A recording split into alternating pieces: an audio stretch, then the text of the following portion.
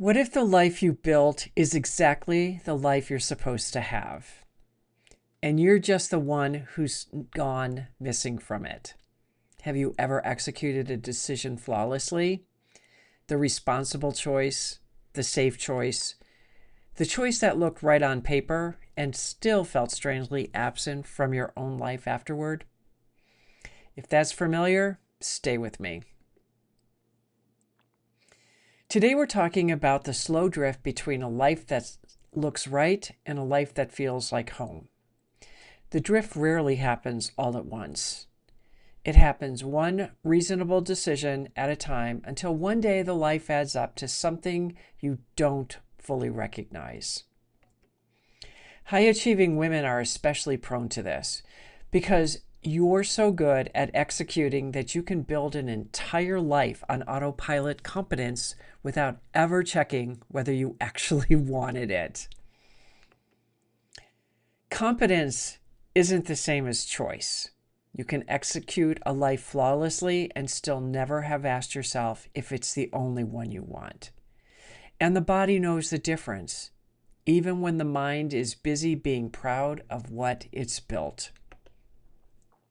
A life built from should will always feel borrowed, even when it's objectively good, even when you're the one who built it. Which decisions in your life were made from desire, and which were made from obligation dressed up as responsibility? I want to talk about what's going on right now, because a lot of things have changed recently, and I'm at the precipice of big major changes. And what I realized is this has been a long time coming. I've been doing a lot of healing to get here.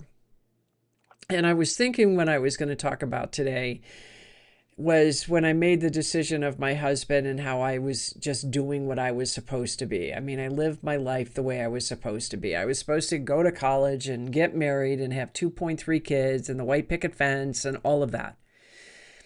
And I never wanted that. It never appealed to me to want that.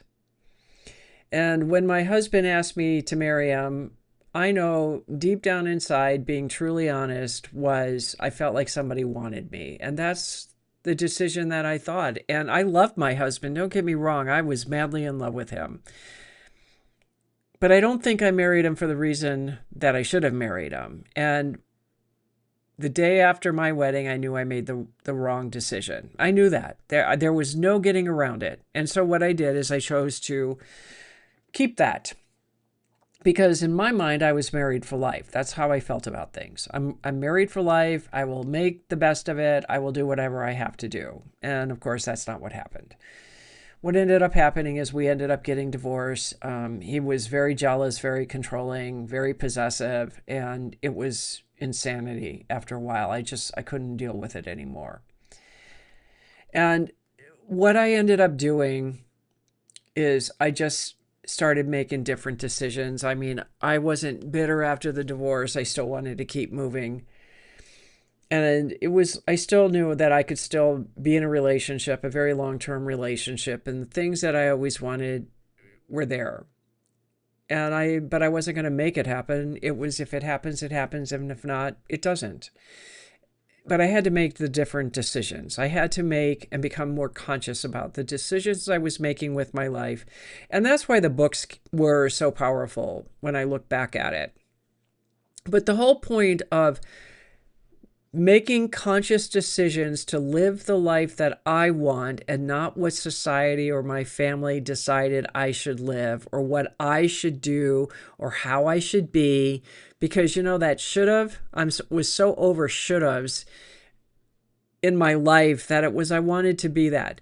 But see, the thing that really got to me the most, and I never shared this with anyone, was I was so afraid that I would not just be shamed, but I discovered shame was very much a part of my life, and I didn't realize that until probably a couple of days ago. But I was afraid that I would be called crazy if I went down the road that I wanted to go down. I've known this my whole life.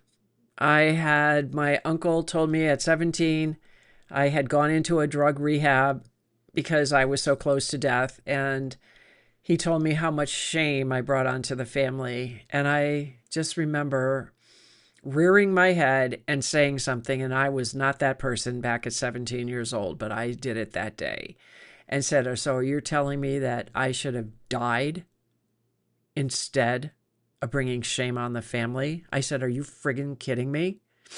And I walked away from him and never saw him again. And I pretty much walked away from my entire family at that moment in my life. I moved back to Florida and I walked away from my family for many, many, many years because I couldn't understand how you could say something like that to someone. When I moved into an apartment by myself, when I left the apartments with 6 women, it was a big deal. I was dealing with my mental illness, my mental issues, because I had them. I lived with a crazy family. They were neurotic and maybe even psychotic. And I dealt with that. And when I was dealing with that, Mother Mary was in the corner of my bedroom every single night, just holding the space while I processed through what I had to process through. And I thought I got through all of it and moved on with my life. However, when I've been asking the questions of what's stopping me, why am I doing this? What do I need to do? What am I not seeing? When you ask different questions, you get different answers. And what I ended up seeing and experiencing and feeling was what came back. And I had a friend of mine many, many, many, many years ago ask me if I ever dealt with the lifetime when I was crazy. And I was like, okay. And the moment she said that, I went back into time and I saw her, me. It was in medieval, the Dark Ages. And I lived in the stables because my family decided I was crazy. And my hair was ratted and I was dirty and I saw the clothes that I wore. And that's where I lived. And I was like doing my best to survive. Like they would throw food to me and that keep me fed because, you know, this was all about shame. And that showed up again yesterday. So if a friend reaches out, asks me for help, we go through this, and then her partner asked me, he's like, Kath, you're the one that's stopping yourself right now. What's stopping you? I said, I know exactly what's stopping me. And I told him, and it was about my own fear of thinking I would be crazy. And he said, but that was a label somebody put on. And I said, well, you know what I'm going to do is I'm going to embrace her. So I had a conversation with her last night, and her name was Corinne. And she was so angry at how she was treated in that lifetime that rage has stayed with me for many, many, many, many lifetimes. And now it's time to let it go. And what he had said was that it was a label, and the label was placed on me by ignorant people. I was so spiritually evolved and aware that however I spoke, and I thought when I first saw her all those years ago, I thought she was like almost like a lunatic kind of person. That's what I thought. But when I talked to her last night, that wasn't the case. It was how she spoke. She spoke differently than everyone else. She spoke with knowledge. She spoke with awareness. And she was treated so poorly because of it. And as I'm listening to her talk to me about how she felt, and we still have a lot more to talk about, believe me, because we just touched on this last night. When she was talking and telling me, because I said, I want to be where you were, not in the crazy place, but I want to be in the place that you were. And she wants to be like where I am, like it's okay to be evolved and awake and aware in today's society. So there was a meeting of the minds for the two of us to bring this home. So what I'm doing now is working on the label, because throughout my life, When I speak, people get a little freaked out. They get scared. They wonder what's wrong with me. They think I'm crazy. And I've always taken that on and used that to protect myself, to keep people away. And that's not what's happening right now. Because right now, I'm sitting with this because what I did is I made a decision to really change out the podcast. I changed the name. I've changed a lot of things. I'm focusing more and dialing in more on the podcast side of things than Facebook because I'm really tired of Facebook, or not Facebook, YouTube. There's so much brain damage with YouTube. And YouTube's made a lot of changes to itself on Monday that I'm grandfathered in, but the whole point is I'm just so over this. I'm over with struggling. I'm over with what am I not doing? And I've been bringing a lot of very unique people, good people, honest people, true people, people that play with their heart, that come to the table with their heart, and they are genuinely good people that want to see you succeed and not how much money can I extract from you. And by noticing all these things has made a big difference for me. The other thing that I started when I did this on Sunday, when I relaunched everything with the podcast, I noticed that I was getting more people asking to come on my shows. I'm like, okay, whatever, no big deal, because I can go a year out with guests on my show. That's how much people want to be on my show. But I didn't stop and read the emails because yesterday was a very busy, crazy day. But when I had this conversation about me stopping everything and me dialing in and talking to Corinne about it, and then sitting with it, and I started reading some of the emails this morning, and I'm like, oh my God, look at the caliber of people that are asking.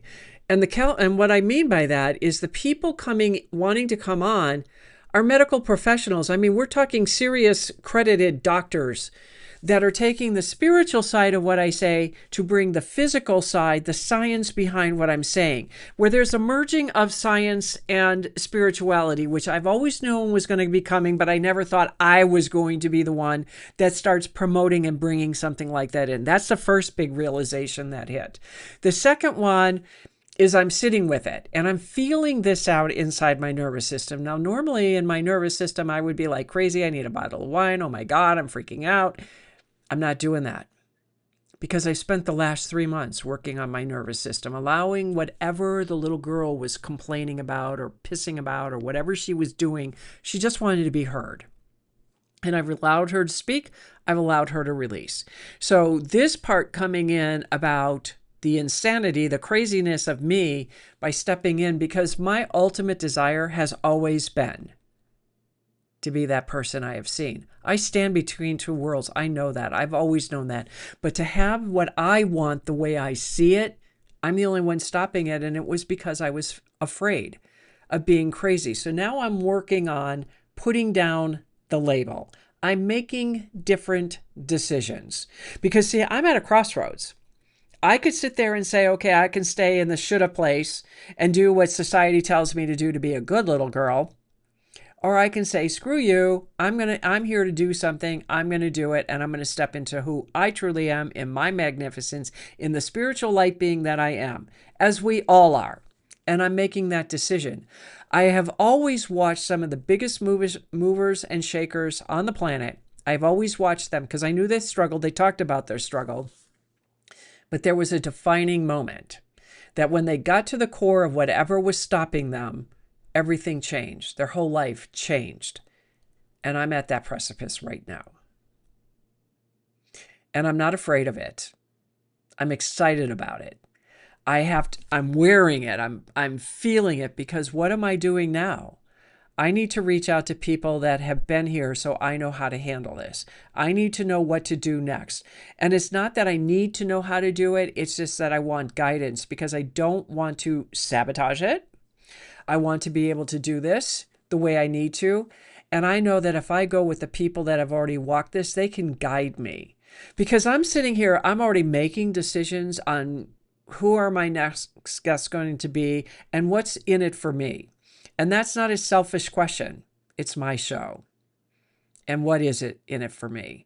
Because I want this to be a win-win for both parties. This is not a one-sided street. The show has never been one-sided. It might have appeared that way at times, but it never was. And so I'm asking different questions. I'm looking at different ways to do things. I'm thinking about different ways of how I can live within this, of what do I really want? If my life is about to change and I'm going to get on the stages and I'm going to make the money that I want and I'm going to make the impact that I want, what does that look like for me?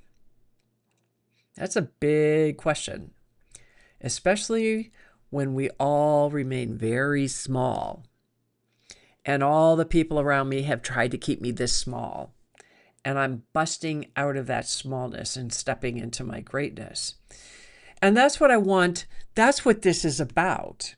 All the things I've done to achieve my life so I can face whatever it is I'm facing, so I can sit there and say, look at me, even though I never said, look at me. There was always that underlying, look at me. I am somebody. But see, I didn't think I was somebody to myself. And even though I may have known it on some level, I may have understood it on a spiritual level, the whole point was I never really wanted to embrace it, because I have always said we are more afraid of our greatness than we are of our smallness. And I know that that's what I'm stepping into.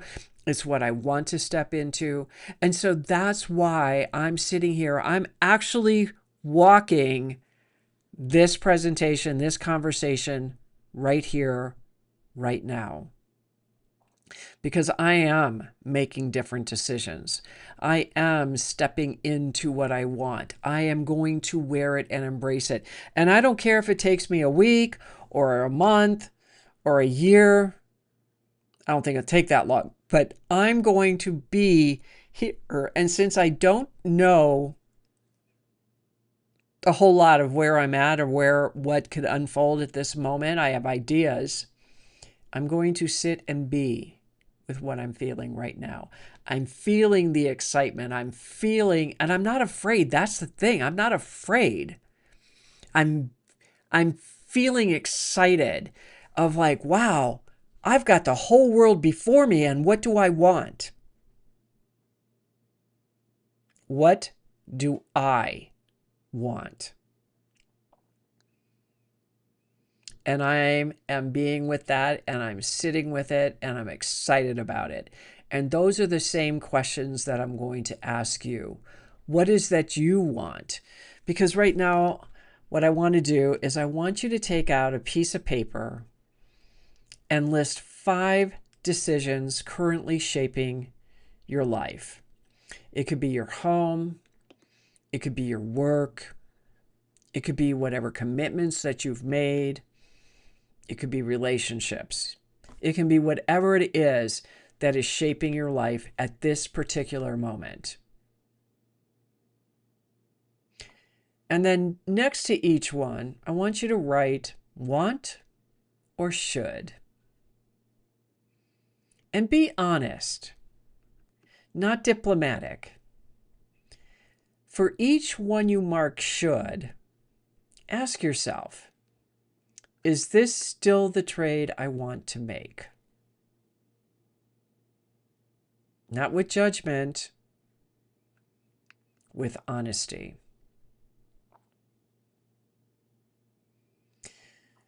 And that's what I'm doing right now. That's partly what I'm doing. When I put this together, and I put this together, Sunday? I think I wrote this out on Friday, and Sunday I started putting all the slides and everything together.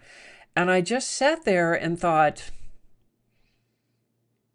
it didn't mean anything to me at that moment. And yet here I am walking into it with you. That's the difference between what I do and a lot of other people, is I'm walking this with you. I may be a step ahead of you, but you know what? We're walking this together, and this is obviously time to move forward. And I don't want you to do anything today with it. I just want you to see it with clarity and see it very clearly for what it is. That's what I'm doing. I'm writing what do I want versus what should I be doing. Because what society tells me to do and what I want to do are two different things. And who says I can't do it?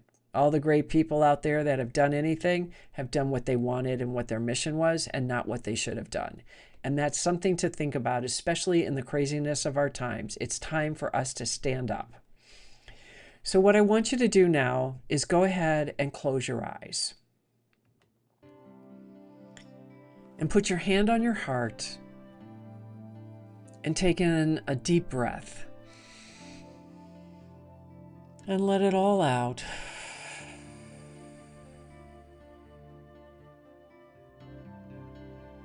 And bring to mind one part of your life that feels borrowed.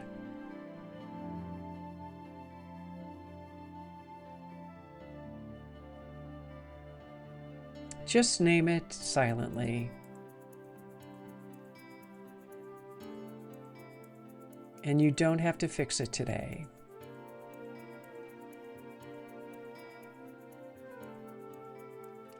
Naming it is the first act of reclaiming it.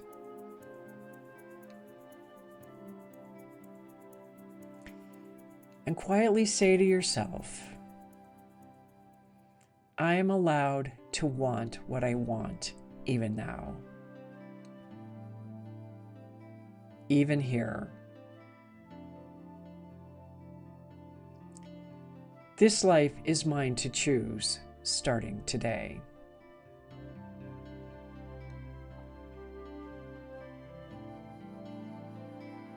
One more breath in. And exhale all the way out.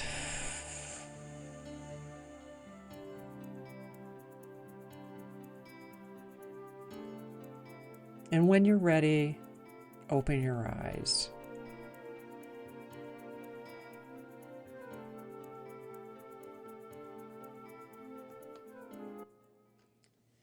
This is week 2 of Why Everything Feels Empty. Next week, I'm going to go even further of why success itself doesn't fix the loneliness underneath it. Be sure to subscribe to the channel so you don't miss it, and share this with the woman in your life who's quietly wondering whose life she's living. I'm going to invite you to come into the I Am the Light Sanctuary for a 7-day free trial. And in there, you will find more of what I teach, the permission slips, various trainings, a little bit more about me. There's a lot of information that I put inside the community, and it's all yours to just check out for free for 7 days. And if you like it, I would appreciate it if you join. And if not, there's no hard feelings, and I would bless you on your way. It's just simply an invitation to come and join me. I'm Kathleen Flanagan, and you don't have to carry this alone.